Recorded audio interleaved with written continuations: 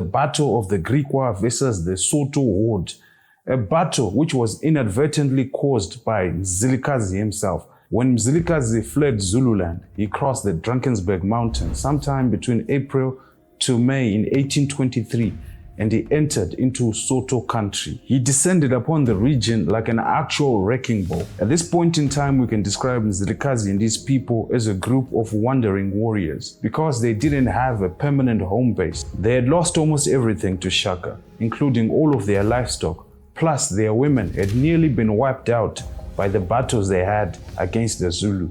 Mzilikazi was ultimately left with around 300 warriors at this time, so they needed livestock, crops, and people to increase their ranks. His MO in Sotho country was relatively simple. He would enter an area and raid the people of their livestock and their foodstuffs. He would empty their granaries, and if there were crops in the field, he would stay long enough for his people to be able to harvest these crops before moving on to the next area. It was a rinse and repeat cycle. Attack, plunder, move on to the next area. As a result of Mzilikazi's raiding of the Sotho people in the Transvaal, he dislodged a number of people. Most of these people fled northwest. These people had been cut off from their food supplies, and they formed a massive group of refugees that were hungry and desperate. They moved across the Highveld, attacking any settled communities that were in their path. So by the middle of 1823, somewhere around that time, this wave of people had become marauders themselves,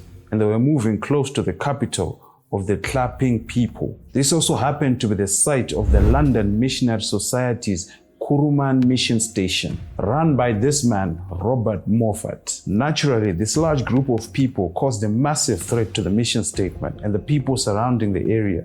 And so Robert Moffat went to the Griqua to seek their assistance. Moffat was able to secure the help of around 100 Griqua warriors. And on 26 June 1823, the Griqua warriors confronted the massive group of Sotho refugees, and a 7-hour-long battle ensued.